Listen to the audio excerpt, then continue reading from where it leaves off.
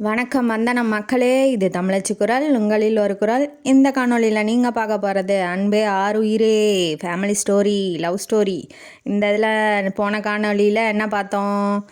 ஜீவா வந்து லவ் பண்ணுறேன்னு சொல்லிட்டாப்புல நம்ம அபியை. அடுத்தது என்ன நடக்குது அவங்க வாழ்க்கையில், கல்யாணம் வரைக்கும் போகுதா அப்படின்னு சொல்லி இந்த காணொலியில் பார்த்துடலாம். வாங்க காணொலிக்குள்ளே போகலாம்.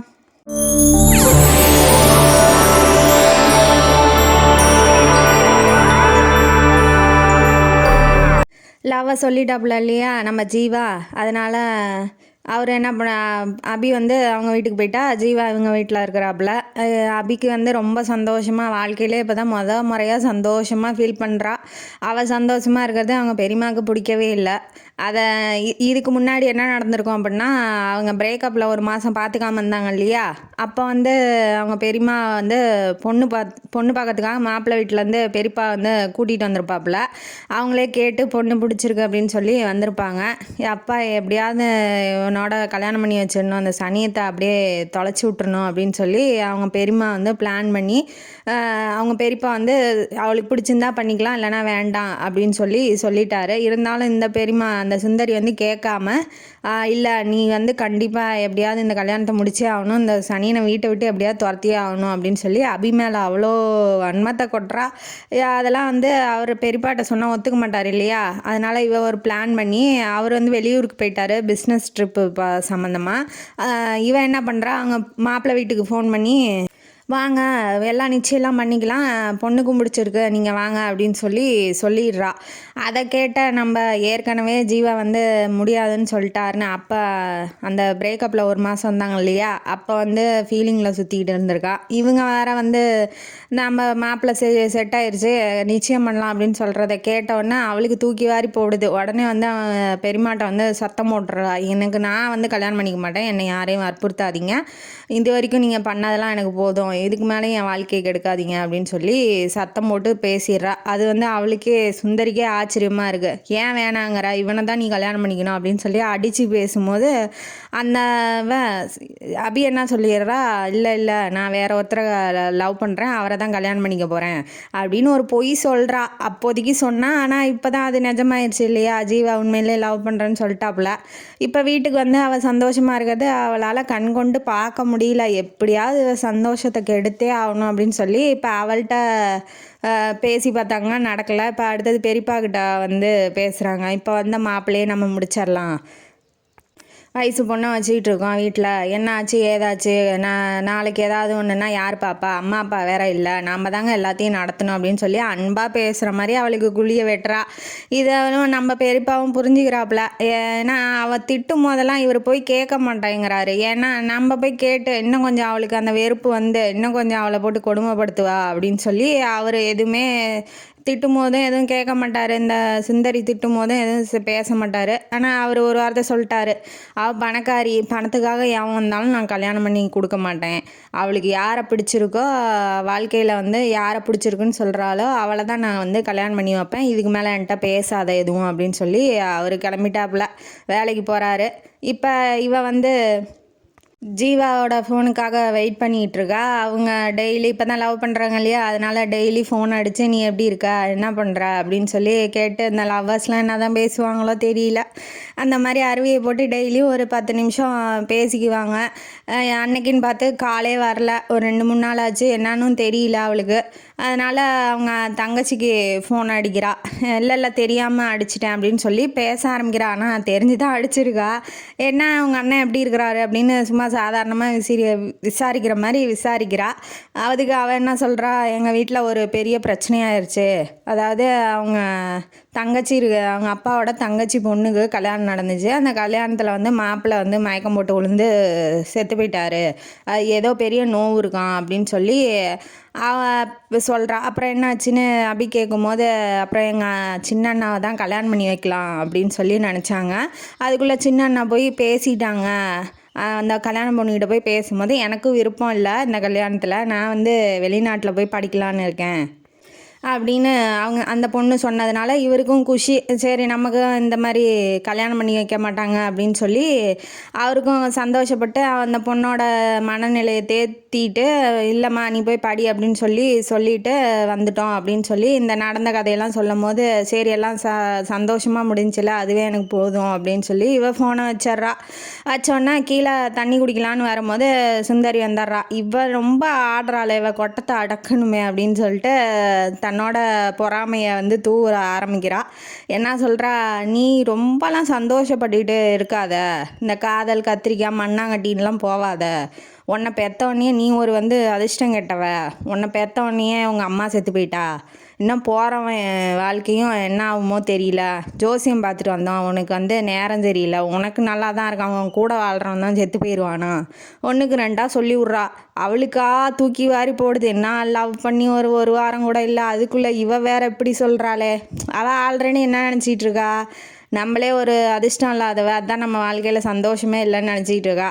அவள்கிட்ட போய் இவ இப்படி சொல்லவும் அவளுக்கு இன்னும் கொஞ்சம் கஷ்டமாயிருச்சு. ஏன்னா நமக்கு வந்தால் தாங்கிக்கலாம், நம்ம லவ் பண்ணுறோம், அவருக்கு வந்துட்டா என்ன பண்ணுறது அப்படின்னு ஜீவாவை பற்றி ரொம்ப வெக்ஸ் ஆகி நினச்சி பார்த்துக்கிட்டு இருக்கா. அப்புறம் ஒரு 1 வீக்காக ஃபோன் பண்ணல. ஏன்னா தலைவர் டூருக்கு போய் என்கொயரி விஷயமா வெளியூருக்கு போயிட்டாப்புல. அதனால் ஒரு 1 வீக்காக ஃபோன் பண்ணல. சரின்னு ஒரு 2-3 நாள் கழித்து ஃபோன் பண்ணும்போது ஆக்சிடெண்ட் ஆயிடுச்சு அப்படின்னு அவங்க தங்கச்சி சொன்னதா ஸ்ரீ அவங்க அபி தங்கச்சி இருக்கா இல்லையா, அவள் சொல்லிட்டா. சொன்னோன்னே ஏன் நீ அவள் ஆக்சிடெண்ட் ஆனோடனே பதட்டத்தில் என்ன பண்ணுன்னு அவளுக்கு தெரியல. சரின்னு வேகமாக யாரை பார்க்க, ஜீவாவை பார்க்க வீட்டுக்கே போகிறா. போனோடனே வீட்டில் யாரும் இல்லை, தங்கச்சி காலேஜ் போயிட்டாங்க. இவன் மட்டும் போய் பார்க்கலான்னு ரூமை எட்டி பார்த்துக்கிட்டு இருக்கா. எது அவரோட ரூமு அப்படின்னு சொல்லி எட்டி பார்த்துட்டு இருக்கும்போது பின்னாடிலேருந்து ஒரு சத்தம், ஏன் உள்ளே உட்காரு அப்படின்னு சொல்லி வந்துட்டாப்புல நம்ம ஜீவா ஒரு பக்கம் கை ஷோல்டரு இறங்கி கட்டி போட்டுட்ருக்கிறாரு. அவரை பார்த்தோன்னே வேற எங்கேயாவது அடிபட்டிருக்கா, ஏன் எனக்கு ஃபோன் பண்ணல அப்படின்னு சொல்லி எப்போதும் லவ்வர் கவலைப்படுவாங்க இல்லையா, அந்த மாதிரி அவளும் கவலைப்படுறா. சரி மன்னிச்சுக்கோ, நீ ஒன்றையும் கஷ்டப்படுத்த வேணான்னு தான் நான் ஃபோன் பண்ணல அப்படின்னு சொல்லி அவர் சொல்கிறாரு. நான் ஒரு அதிர்ஷ்டம் இல்லாதவ பாருங்கள், என்னால் உங்களுக்கு 2 தடவை பிரச்சனை ஆயிடுச்சு. அதான் தடவை அவங்க தங்கச்சி பொண்ணு கல்யாணம் நின்றுச்சு இல்லையா அவங்க குடும்பத்தில், அதுவும் இப்போ உங்களுக்கு அடிபட்டிருக்கு. இதையும் இப்போ நினச்சி பார்த்து சொல்கிறா. இந்த மாதிரி நான் பிறந்ததுலேருந்தே எனக்கு அதிர்ஷ்டம் இல்லாதவன்னு தான் எல்லாம் சொல்கிறாங்க. நான் உங்களை லவ் பண்ணுறதுக்கே எனக்கு பயமாக இருக்குது அப்படின்னு சொல்லி தன்னோட மனசில் இருக்க எண்ணத்தெல்லாம் சொல்லும் போது அவர் என்ன சொல்கிறாரு, ஜீவா அதெல்லாம் அதையே நீ நினைக்கிற, அதெல்லாம் நினைக்காத, நான் தான் உலகத்துலேயே அதிர்ஷ்டம் மாணவன் நினச்சிட்டு இருக்கேன், ஏன்னா நீ கிடச்சிருக்க இல்லையான்னு லவ் டைலாகாக போடுறாப்புல.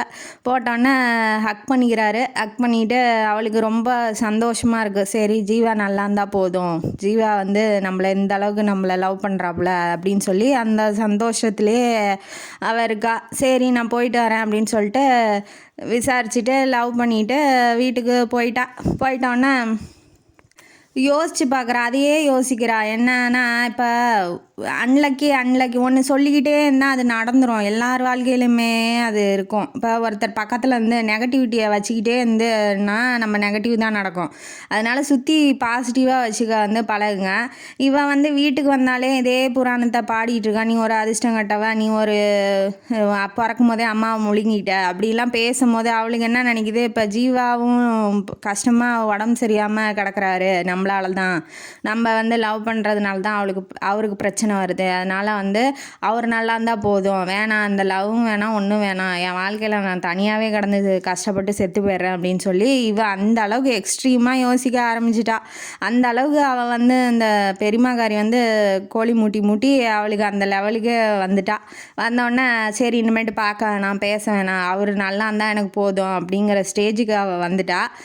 இப்போ ஃபோன் அடித்தாலும் எடுக்கிறதில்ல. என்ன ஒரு 2 வாட்டி எடுத்து என்னான்னா அவ்வளோதான். அதுக்கு மேலே ஃபோன் அடித்தாலும் அவள் எடுக்கிறதில்ல.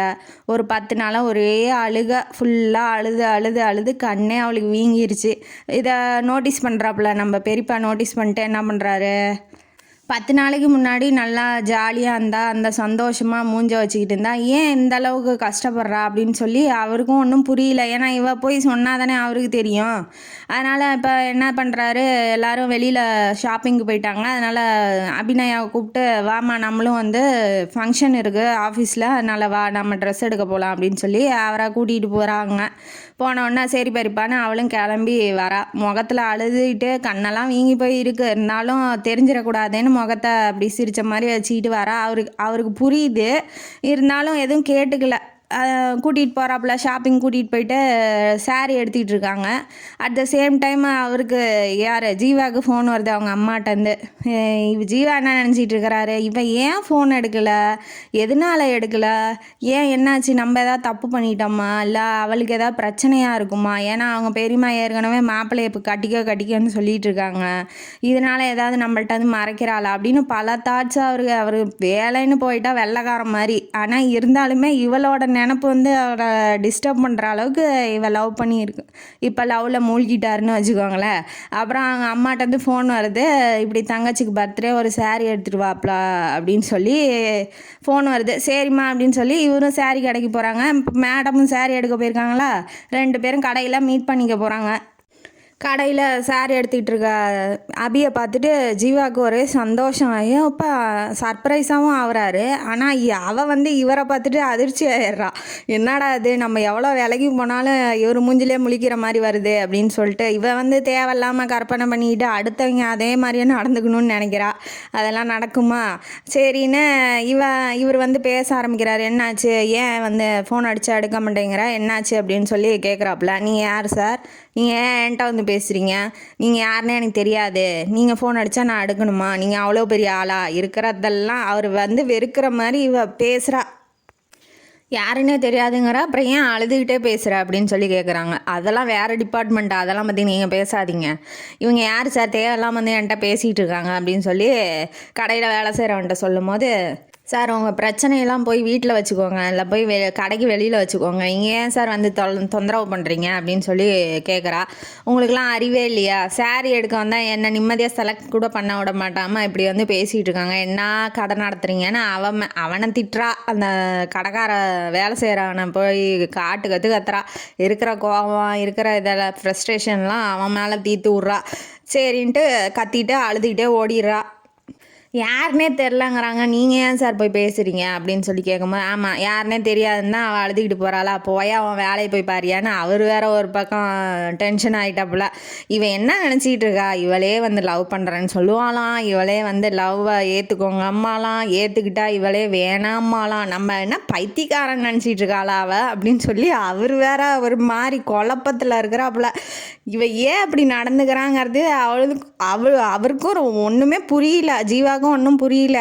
சரின்னு டென்ஷனோடையே ஊருக்கு கிளம்பி போயிட்டாரு. தங்கச்சி பர்த்டே இல்லையா வித்யாவோடது, ஊருக்கு கிளம்பி போகும்போது சாரியை கொடுத்துட்டு கொஞ்ச நேரம் ரெஸ்ட் எடுக்கலான்னு ரூமுக்கு போகிறேன், என்னை யாரும் கூப்பிடாதீங்க, சார் தான் மூட் அவுட்டில் இருக்கார் இல்லையா, லவ்வர் வேற திட்டி விட்டா, சரின்ட்டு அவளே வரட்டும், நாம் இனிமேட்டு பேசக்கூடாது, அவளுக்கு ரொம்ப திமிராயிருச்சு அப்படின்னு சொல்லி இவரும் கோவம் பாடுறா. பின்ன அத்தனை பேர் முன்னாடி திட்டினா அவருக்கும் கோவம் வராதா, சரின்னு இவர் ரூமில் போய் படுத்துக்கிறாப்புல. இவன் வந்துட்டு என்ன நினச்சிக்கிட்டு இருக்கா, இனிமேட்டு அவர் நம்ம பக்கமே வரமாட்டார், நம்ம வந்து கஷ்டப்பட்டு லவ் பண்ணுன்னு சொல்லி லவ் பண்ண வச்சோம், இப்போ அவரை வேணாங்கிறோம், அவர் என்ன நினைப்பார், ரோசமுள்ள எந்த ஆம்பளையும் நம்ம இனிமேட்டு வந்து நமக்கு பின்னாடி வரமாட்டாங்க, லவ் பண்ணுறேன்னு சொல்ல மாட்டாங்க, என்ன பண்ணுறதுன்னு பேசிட்டோமே திட்டோமே ஜீவாவை அப்படின்னு சொல்லி இவளுமே ஃபீல் பண்ணுறா. ஃபீல் பண்ணி என்ன பண்ணுறது, எல்லாம் முடிஞ்சு போயிடுச்சு. அதுக்கப்புறம் ஜீவா அப்பா பெரியப்பா இருக்கார் இல்லையா, ஜீவா இல்லை பெரியப்பா, அவங்க அபியோட பெரியப்பா இருக்கார் இல்லையா, அவர் வந்து அழுதுகிட்டு இருக்கவளை வந்து கதவை தட்டி சமாதானப்படுத்துறாரு. சாப்பிட்டாது போய் அழுது தொலை, ஏன் அப்படி இழைச்சி போயிட்ட, சோறு தண்ணி இல்லாமல் சாப்பிட போய் அப்படிங்கும் போது எனக்கு பசிக்கல, சரி பாலாவது எடுத்து வைக்கிறேன் அதையாவது போய் குடி அப்படின்ன வாட்டி அவங்க அம்மாவோட நினப்பு, அதாவது அபிநயாவோட அம்மா நினப்பு நம்ம பெரியப்பாக்கு வந்துடுது. அவங்க அம்மா பேர் நளினி. தம்பி பிரேம்நாத்தும் நளினியும் எப்படிலாம் வாழ்ந்தாங்க, இப்போ இதே நிலமையிலே அவள் பொண்ணும் வந்து நிற்கிறாளே அப்படின்னு சொல்லி இப்போ அந்த நளினி பிரேம்நாத் அவங்க எப்படி சேர்த்தாங்க அவங்க கதையை வந்து இப்போ ஆரம்பிக்கிறாங்க. நளினி பணக்கார பொண்ணு. அவங்களுக்கும் நல்ல பண வசதி, நல்லா அழகாக இருக்காங்க. இவருக்கு வந்து ரகுநாத், இவர் இருக்கார் இல்லையா, பெரியப்பா இப்போ இருக்கார், அவருக்கு வந்து கல்யாணம் ஆயிடுச்சு. அந்த பொண்ணு அந்த பேருக்கு சுந்தரி, அது கழுவி கழுவி ஊற்றுது. அது வந்து வசதி கம்மி. இருந்தாலும் இந்த மாதிரி இங்கிலீஷ் பேசுறது, 4 பேர் முன்னாடி போய் நல்லா டீசெண்டாக நடந்துக்கிறது, அந்த மாதிரிலாம் அவங்களுக்கு வராது. அவளை பார்த்தாவே இவளுக்கு பிடிக்க மாட்டேங்க. இவளுக்கு யாரை பார்த்தாலுமே பிடிக்காதாட்டங்குது. அதே மாதிரி அவளை நளினியை பார்த்தாலும் பிடிக்கல. அதை வந்து அவ்வளோவா வெளிக்காட்டிக்கல அப்போதைக்கு கல்யாணத்தப்ப. நம்ம பிரேம்நாத் எப்படின்னா அப்பா சொல்கிறதெல்லாம் கேட்க மாட்டார். அவருக்கு என்ன பிடிச்சிருக்கோ அந்த மாதிரி செய்வார். ஆனால் நம்ம ரகுநாத் இப்போ இருக்கார் இல்லையா பெரியப்பா, அவர் வந்து அவங்க அப்பா என்ன சொல்கிறாரோ அதை அப்படியே கேட்பார். அவங்க அப்பா பேர் கமல்நாத். நளினி ரொம்ப அன்பாக கல்யாணம் பண்ணிட்டு வந்த உடனே ரொம்ப அன்பாக எல்லாத்துக்கிட்டையும் பழகிறது. வேலைக்காரங்களை கூட நம்ம அபிமாரியே ரொம்ப அன்பாக லவ்வாக எல்லாத்துக்கிட்டையும் பேசுவாங்க. யாரையுமே எடுத்தெறிஞ்சு பேச மாட்டாங்க. அந்த மாதிரி டைப் அவங்க. அதை பார்க்க பார்க்க இவளுக்கு பற்றிக்கிட்டு எரியுது. எல்லாருமே இவளை வந்து பாராட்டணும்னு நினைக்கிறா. ஏதாவது செஞ்சால் தானே அவளை பாராட்டுவாங்க சுந்தரியை. அவள் ஒன்றும் செய்யாமல் எல்லோரும் நம்மள்கிட்டயே பேசணும், நம்மள்கிட்டயே பழகணும், நம்மளை பற்றி எல்லோரும் பேசணும் அப்படின்னு நினச்சா நடக்காது. நம்ம நினைக்கிறதெல்லாம் நடந்தா கடவுள் எதுக்கு இருக்கான்? அந்த மாதிரி இவ வந்து அவள் மேலே தேவையில்லாமல் பொறாம பிடிச்சிக்கிட்டு என்ன பண்ணுறா, இவளை வந்து ஒரு பிளான் பண்ணி வீட்டை விட்டு துரத்தணும், அது வந்து கொஞ்சம் கொஞ்சமாக பண்ணணும் அப்படின்னு சொல்லி நினைக்கிறா. ஒரு 4-5 தடவை சண்டையும் போட்டிருக்கா. ஆனால் நளினி எப்படின்னா கத்தினா கத்திட்டு போனேன், எதுவும் பேச மாட்டேன் அப்படிங்கிற டைப்பு. அதனால் அவங்க கத்துறதெல்லாம் அவள் பெருசாக எடுத்துக்க மாட்டா. இவளும் 3-4 வாட்டி கத்தி பார்த்துருக்கா, ஒன்றும் நடக்கலங்கவும் வேறு பிளான் இப்போ யோசிக்கிறா. அக்கம் பக்கம் வீட்டுக்கு வேலை செய்கிறவங்க வர்றவங்க போகிறவங்கள்ட்ட எல்லாம் அந்த நளினியை பற்றி தப்பாக பேசுறதுங்க. பாருங்களேன், அவள் பண்ணுற ட்ரெஸ்ஸும் அவள் இழிச்சு பேசுகிறதும், அந்த ஜென்ஸுக்கிட்டலாம் எப்படி பேசிகிட்டு இருக்கா பாருங்களேன். இந்த மாதிரிலாம் யாராவது இருப்பாங்களா? இவெல்லாம் ஒரு பொம்பளையா அப்படியா இப்படியான்னு ஊரை சுற்றி சொல்லி வைக்கிறா. கொஞ்சம் கொஞ்சமாக சொல்கிறா. அப்புறம் அந்த வீட்டு வேலை செய்கிறவங்கள்ட்டையும் சொல்லி வச்சு விட்டுருக்கா. அதை வந்து அந்த வீட்டு வேலைக்காரம்மா என்ன பண்ணிடுச்சு, வந்து ஒரு நாளைக்கு நளினிக்கிட்ட வந்து சொல்லிடுச்சு, இப்படிலாம் சொல்கிறா. அப்போ வந்து நளினி ப்ரெக்னெண்ட்டாக இருக்காப்புல. இப்போ அந்த சுந்தரிக்கும் வந்து நம்ம சங்கர் பிறந்துட்டாங்க. அந்த சங்கரை கூட அந்த தூக்க விட மாட்டா அப்பேற்பட்டவ. இப்படி பேசுகிறாங்கம்மா அவங்கள பற்றி. அந்த அம்மா இந்த யார் சுந்தரி வந்து அவங்கள பற்றி தப்பாக பேசுகிறாங்க அப்படின்னு சொல்லி ஹஸ்பண்டு பிரேம்நாத்தும் உக்காந்துட்ருக்காரு.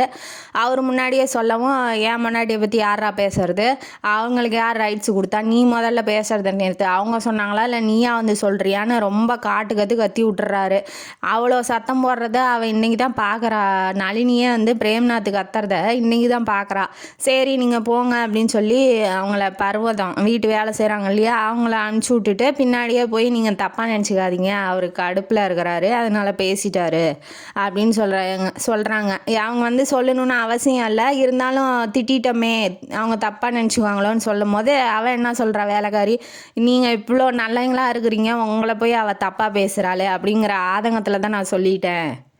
சரி பரவாயில்ல இருக்கட்டும் அப்படின்னு சொல்லிட்டு அந்த சீன் முடிஞ்சிடுச்சு. அடுத்த சீன் என்னென்னா, இவரோட ஃப்ரெண்ட்ஸு, இவரும் போலீஸ் ஆஃபீஸர் இல்லையா நம்ம பிரேம்நாத், அவரோட ஃப்ரெண்ட்ஸ்லாம் வந்து ஒரு நாளைக்கு வீட்டுக்கு வந்திருக்காங்க. இந்த அம்மா போய் சும்மா கெஸ்ட்டை வரவேற்று சும்மா தான் போய் நின்னோடனே இவ சும்மா இல்லாமல் அந்த சுந்தரி சும்மா இல்லாமல் அங்கே பாரு எப்படி இழிச்சு பேசிக்கிட்டு இருக்கா பாரு அப்படின்னு பிரேம்நாத் காது படவே சொல்லவும் அவர் முறைக்கிறாரு.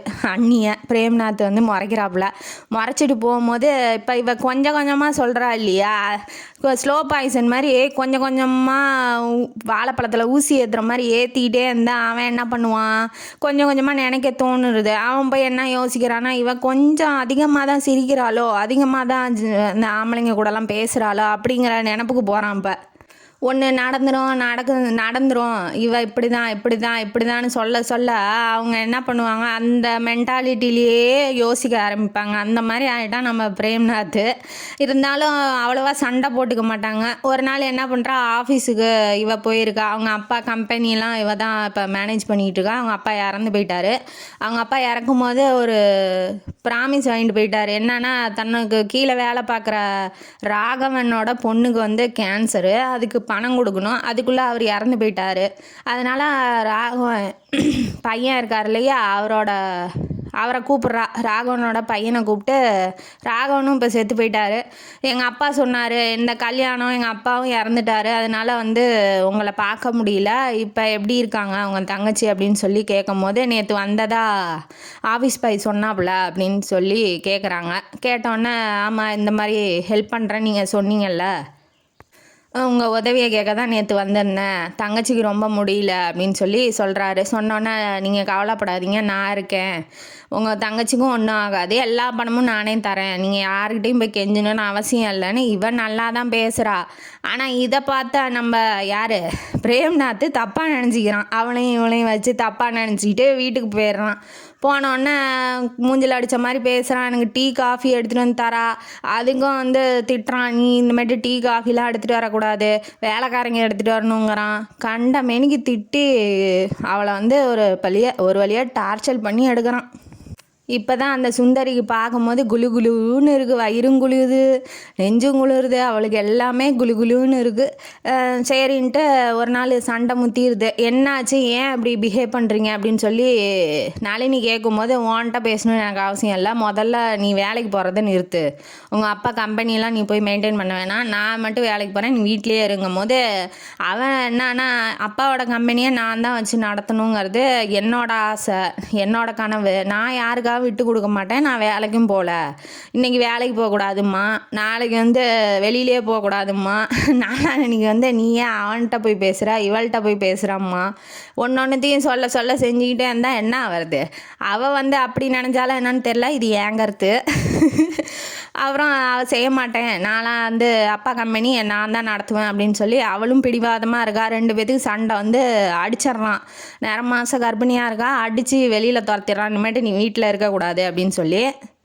அவளும் எனக்கு இனிமேட்டு இங்கே இருக்கணும்னு அவசியம் இல்லைன்னு அவளும் பெட்டி எடுத்துகிட்டு கிளம்பி போகிறா. எப்படி பாருங்க, ஒரு குடும்பத்தில் இந்த மாதிரி சுந்தரி மாதிரி 4 ஆள் இருந்தால் போதும், நாடே வந்து நாசமாக ஆயிரும்.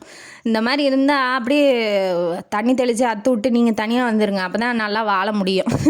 அப்புறம் இவன் என்ன பண்ணுறா, பிரசவ வலி வந்துடுது, உடனே குழந்தையும் பிறந்துடுது. பருவம் அந்த வேலை செய்கிறாங்கல்ல அந்த அம்மாட்ட சொல்லுவா, நான் இல்லைனா கூட என் பொண்ணை நீங்கள் தான் பார்த்துக்கணுன்னு. அவள் சொன்ன சொல்படி அவளும் தன்னோட அன்பெல்லாம் கொட்டி நம்ம அபிநயாவை அந்த வேலைக்காரமாக வளர்த்துருக்கு. பாருங்கள் எப்படி பிறந்தேன், எப்படி வளர வேண்டிய பிள்ளை. அம்மா அப்பா என்ன பண்ணுறாரு, அந்த குழந்தைய பார்த்தோன்னா நளினி மாதிரியே இருக்கா, நம்ம செஞ்சது தப்பு, போனதுக்கப்புறம் செத்து போனதுக்கப்புறம் நம்ம செஞ்சது தப்பு, இன்னும் செஞ்சுருக்கக்கூடாது, நல்லா வாழ்ந்துருக்கலாம் அப்படின்னு நினச்சி அவரும் வந்து அபிக்கு 3 வயசாக இருக்கும்போதே செத்து போயிடுறாப்புல. எப்படி நல்லா வாழ்ந்துருக்க வேண்டிய அபிநயா இப்படி ஆயிட்டா, இப்போ அவன் அம்மா மாதிரியே இவளும் பண்ணுறாளே, அழுதுகிட்டு இருக்காளே, இவ வாழ்க்கை நாசமாயிருமோ அப்படின்னு சொல்லி பெரியப்பா ரொம்ப ஃபீல் பண்ணி இந்த கதையெல்லாம் நினச்சி பார்க்குறாரு. ஒரே முடிவு எடுத்துகிட்டு ஜீவாட்ட போய் நம்ம பேசிடலாம், இது இப்படியே போனால் இவ அழுதே செத்து போயிடுவாங்க அம்மா மாதிரி, நம்ம போய் பேசிடலான்னு பெரியப்பா ஒரு நல்ல முடிவாக எடுத்து ஜீவாவோட வீட்டுக்கே டைரெக்டாக கிளம்பி போகிறாரு. போனோடனே பெண்கள்லாம் தோட்டத்து வேலையை மேற்பார்வையிட போயிட்டாங்க. வீட்டில் வந்து சண்முகம், அந்த ஜீவாவும் ஜீவாவோட அப்பாவும் மட்டும்தான் இருக்கிறாப்புல. இருந்தோடனே வந்து பேசுகிறாரு, இந்த மாதிரி அவளுக்கும் உங்களுக்கும் நீங்களும் அவளும் பேசிகிட்டு இருக்கிறத துணி கடையில் பார்த்தேன். இவர் பார்த்துருப்பாரு, ஆனால் ஒன்றும் கேட்டிருக்க மாட்டார். பார்த்தேன், ஏன் எதனால நான் தெரிஞ்சுக்கலாமா அப்படிங்கும் போது, நாங்கள் 2 பேரும் லவ் பண்ணுறோம், உங்கள் வீட்டில் வந்து சொல்லலான்னு தான் இருந்தோம், அதுக்குள்ளே தான் இவன் வந்து இப்படி குட்டி கலாட்டம் பண்ணுறாளே அப்படின்னு சொல்லி அதை சொல்லலை அப்படின்னு சொல்கிறாரு. உங்கள் வீட்டில் வந்து நான் பேசலான்னு இருந்தேன் அப்படின்னு சொல்லி சொல்லும் போது, சரி அவளை வந்து சின்ன வயசுலேருந்தே அவளுக்கு அன்பு பாசம் என்னன்னே அவளுக்கு பார்த்ததில்ல, உங்கள்கிட்ட பழகி உங்களை லவ் பண்ணதுலேருந்து ஒரு 10 நாள் நல்லா சந்தோஷமாக இருந்தால், அந்த மாதிரி சந்தோஷத்தை நான் வந்து வாழ்க்கை பூரா அவளுக்கு தரணும்னு நான் ஆசைப்பட்றேன், நீங்கள் வந்து கல்யாணம் பண்ணிக்கோங்க அப்படின்னு சொல்லி அவர் வந்து தன்னோட சம்மதத்தை சொல்கிறாப்புல. சரி பண்ணிக்கிறேன் அப்படின்னு சொல்லி ஜீவாவும் சண்முகமும் என்ன சொல்கிறாரு, ஆமாம் நல்ல பொண்ணு, அந்த மாதிரி பொண்ணு கிடைக்க நாங்களும் கொடுத்து வச்சுருக்கணும், நாங்களே பண்ணிக்கிறோம் அப்படின்னு சொல்லி அவருக்கும் சம்மதம் தான். ஏன்னா பசங்க முடிவு தான், அவங்க அப்பாவும் சந்தோஷமாக இருப்பார், அதனால் அவரும் வந்து ஒத்துக்கிறாப்புல. பேசி முடிச்சுட்டு போனோன்னே ஜீவா யோசிக்கிறான், நம்ம நல்லா தான் யோசிக்கிறோம், அவளுக்கு என்னாச்சோ பைத்தியம் முடித்த மாதிரி பேசுகிறா திட்டுறா என்னானே தெரியலையே அப்படின்னு சொல்லி व्यसனத்தில் உட்காந்துட்டு இருக்கிறாப்புல. நம்ம வித்யா வராங்க, என்னன்னா என்னென்ன ஆச்சு அப்படிங்கும்போது ஒன்றும் இல்லை அப்படின்னு சொல்லி மறைக்கிறாப்புல. ஆனால் சண்டை, அவருக்கும் இவருக்கும் சண்டைன்னு தெரியுது. ஃபோன் அடித்து யாருக்கு, நம்ம இவர்கிட்ட எதுவும் பேசலை வித்யா, நம்ம அபிக்கு ஃபோன் அடித்து இந்த மாதிரி வந்து வீட்டில் பாரு அப்படின்னு சொல்லிட்டாங்க. சொன்னோன்னே என்ன விஷயமா இருக்குன்னு நம்ம அபிக்கும் வந்து தெரியல. கீழே இறங்கி வரும்போது பெரியப்பா வந்து நான் வந்து ஜீவாட்ட பேசிட்டேன், வீட்டில் எல்லாத்துக்கிட்டையும் பேசிட்டேன், கல்யாணத்துக்கு ஒத்துக்க போகிறாங்க அப்படின்னு சுந்தரிக்கிட்ட சொல்லிகிட்டு இருக்கா. அதை வந்து நம்ம அபி கேட்டுறா. ஐயோ கல்யாணம் வரைக்குமே நீங்கள் போய் பேசிட்டு வந்துட்டீங்களா அப்படின்னு சொல்லி அவளுக்கு சந்தோஷம்தான், இருந்தாலும் பயப்படுறா ஏதாவது ஆயிருமோ ஜீவாக்குன்னு. இது பைத்தியம், ஜீவாவுக்கு ஏதாவது ஆயிருமோ அப்படின்னு சொல்லி பயந்துக்கிறா. இருந்தாலும் ஒரு படியாக சந்தோஷமாக தான் இருக்கா. உடனே சுந்தரி இருந்துக்கிட்டு இதெல்லாம் நீங்கள் ஏன் போய் பண்ணுறீங்க, ஏன் வந்த மாப்பிள்ளைக்கு என்ன குறைச்சல் அப்படிங்கும்போது வாயை மூடிட்டு சும்மா இரு, நீ கெடுத்த வரைக்கும் போதும், இதுக்கு மேலே ஏதாவது பண்ண அவள் வாழ்க்கையில் போய் தலையிட்டா உன் தலை இருக்காது அப்படின்னு சொல்லி நம்ம பெரியப்பாக்கே கோவம் வந்துருச்சு. செம்மையாக டைலாகை போட்டோன்னே அவள் வந்துக்கிட்டு ஐயோ அப்படின்னு சொல்லி பயந்து இவரா அப்படி பேசுகிறாரு அப்படின்னு இதை வந்து முன்னாடியே செஞ்சுருந்தா அந்த பிள்ளை எவ்வளோ நல்லா இருந்திருக்கும். சரி அதை விட்டுருங்க. அது சொன்னோன்னே அவள் எதுவும் தலையிட மாட்டேன், நீங்கள் உங்கள் இஷ்டத்துக்கு பண்ணிக்கோங்க அப்படின்னு சொல்லிட்டா. சுந்தரி மேட்ரு ஓவரு. இப்போ நம்ம ஜீவாட்ட வந்து நம்ம அபி வந்து வீட்டுக்கு போயிட்டாங்க. ஜீவாட்ட போய் உள்ளே வரலாமான்னு சொல்லிட்டு உள்ளே போகும்போது நீங்கள் கோவமாக இருக்கீங்களா என் மேலே அப்படின்னு சொல்லி கேட்குறா. இல்லையே, நான் ஏன் கோவப்படணும், நான் தான் யாருன்னே தெரியாதுன்ட்டியே அப்படின்னாட்டி அவர் பழைய நினப்பெல்லாம் விட்டு கேட்குறாரு. கேட்டோன்னே இல்லை என்னை மன்னிச்சுக்கோங்க, நான் வந்து இந்த மாதிரி பயப்பட்டேன் உங்களுக்கு ஏதாவது ஆயிருமோ அப்படின்னு சொல்லிட்டு, அதனால தான் வந்து நான் என் ஃபீலிங்ஸ்லாம் கண்ட்ரோல் பண்ணிட்டேன் அப்படின்னு சொல்கிறா. இந்த மாதிரிலாம் தேவையில்லாமல் போய் பண்ணிகிட்ருக்கிற வேலை வச்சுக்காத, உன்னை முழுசாக நான் லவ் பண்ணுறேன், நீ உன்னால் என்ன அது சுகமோ துக்கமோ 2 பேரும் சமமாக பகிர்ந்து வாழ்க்கையை வாழலாம். இனிமேட்டு வந்து என்னோட முகத்தை பார்க்க மாட்டேன், என்கிட்ட பேச மாட்டேன், இந்த மாதிரிலாம் நீ சொல்லக்கூடாது, நான் உன்னை சந்தோஷமாக கலங்காமல் பார்த்துக்கிறேன், நீ இனிமேட்டு கவலைப்படாத அப்படின்னு சொல்லி அவரும் ஹக் பண்ணிக்கிறாரு, இவளும் ஹக் பண்ணிக்கிறா, கிஸ் பண்ணுறாங்க. 2 பேரும் ஒரு வழியாக வாழ்க்கையில் கல்யாணம் டும் நடக்க போகுது. இந்த மாதிரி சுபமாக முடிச்சிட்டாங்க நம்ம ஆசிரியர் இந்த கதையை. இப்போ இதுலேருந்து என்ன தெரியுது, பொறாமங்கிற பேயும் சந்தேகங்கிற பிசாசும் வீட்டில் இருந்தால் உடனே அடித்து ஓட விரட்டிட்டு 2 பேரும் சந்தோஷமாக கல்யாண வாழ்க்கையை வாழுங்க. அப்படி யாராவது பொறாம பிடிக்கிறாங்க, யாராவது வந்து யாருக்கு சந்தேகப்படுறாங்க அப்படின்னா அந்த ஃப்ரெண்ட்ஷிப்போ இல்லை வேறு எதுவாக இருந்தாலும் அப்படியே விட்டுருங்க. ஏன்னா வந்து தேவையெல்லாம் போய் இழுத்து போட்டிட்டு நீங்கள் கஷ்டப்படாதீங்க. இந்த காணொளி உங்களுக்கு பிடிச்சிருந்தா லைக் பண்ணுங்கள், ஷேர் பண்ணுங்கள், சப்ஸ்கிரைப் பண்ணுங்கள். நன்றி மக்களே.